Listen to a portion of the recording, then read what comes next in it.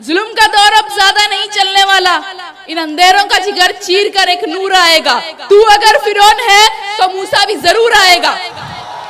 आने वाली कई नस्लें याद करेगी कि असदुद्दीन ओवैसी साहब वो कायद थे जो हिंदुस्तान के बेजुबानों की जुबान थे और जिन्होंने कौम के नौजवानों को हक के लिए लड़ना सिखाया, जिन्होंने कौम के नौजवानों के अंदर एक जोश और जज्बा पैदा किया। आने वाली कई नस्लें याद रखेगी कि असदुद्दीन ओवैसी साहब वो कायद थे जो जालिम हुक्मरानों के सामने बेबाकी से अपनी बात रखते थे, हर नाइंसाफी और जुल्म के खिलाफ आवाज उठाते थे, और वो कायद थे जिन्होंने हिंदुस्तान में बराबरी की लड़ाई का आगाज किया। इससे पहले कि बैरिस्टर असदुद्दीन ओवैसी साहब आए, हम ये बताना चाहते हैं कि मजलिस को चाहने वाली हमारी बहनें भी हैं। उनमें से एक बहन को मैं दावत देता हूं, आप 2 मिनट के लिए उन्हें भी सुनिए और उनका भी इस्तकबाल जोरदार तालियों से करिए। उसके बाद इंशाअल्लाह बैरिस्टर असदुद्दीन ओवैसी।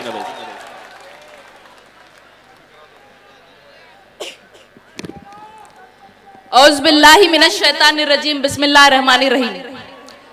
जनाब बैरिस्टर असदुद्दीन ओवैसी साहब, स्टेज पे मौजूदा लोग, यहाँ मौजूद नौजवान बुजुर्ग, मेरी माँ और बहनों, अस्सलाम वालेकुम वरहमतुल्लाहि व बरकातुहू।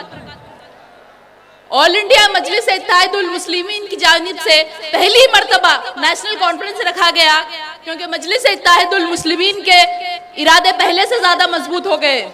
अब हमें मजलिस का परचम हिंदुस्तान के कोने कोने में लहराना है और अपने जज्बे को ताजा करके बराबरी और हिस्सेदारी की लड़ाई को जारी रखना है।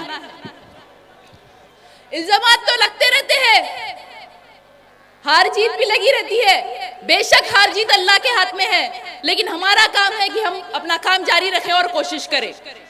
और अल्लाह भी उस कौम की मदद नहीं करता जो खुद ना चाहे अपने हालात बदलना। अगर हरकत करेंगे तो बरकत मिलेगी,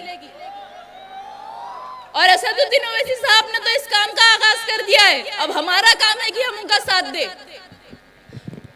बेशक आने वाली कई नस्लें याद करेगी कि असदुद्दीन ओवैसी साहब वो कायद थे जो हिंदुस्तान के बेजुबानों की जुबान थे और जिन्होंने कौम के नौजवानों को हक के लिए लड़ना सिखाया, जिन्होंने कौम के नौजवानों के अंदर एक जोश और जज्बा पैदा किया।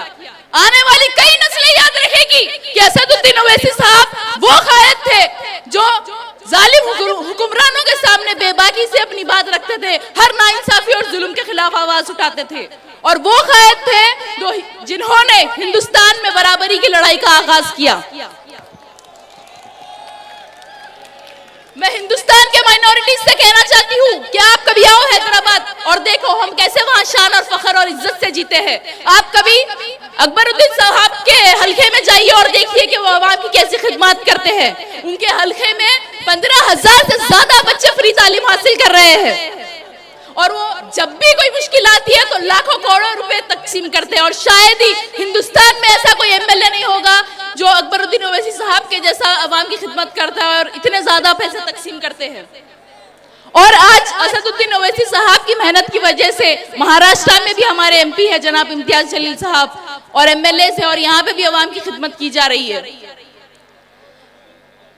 हिंदुस्तान की तारीख में आज तक मुसलमानों के वोट का सिर्फ इस्तेमाल किया गया है, सिर्फ इस्तेमाल, और हिंदुस्तान के मुसलमान शान और फख्र और इज्जत से सर उठाकर जब जिएंगे जब हम खुद लीडर बनेंगे। जुल्म का दौर अब ज्यादा नहीं चलने वाला, इन अंधेरों का जिगर चीर कर एक नूर आएगा। तू अगर फिरौन है तो मूसा भी जरूर आएगा। शुक्रिया, अस्सलाम वालेकुम।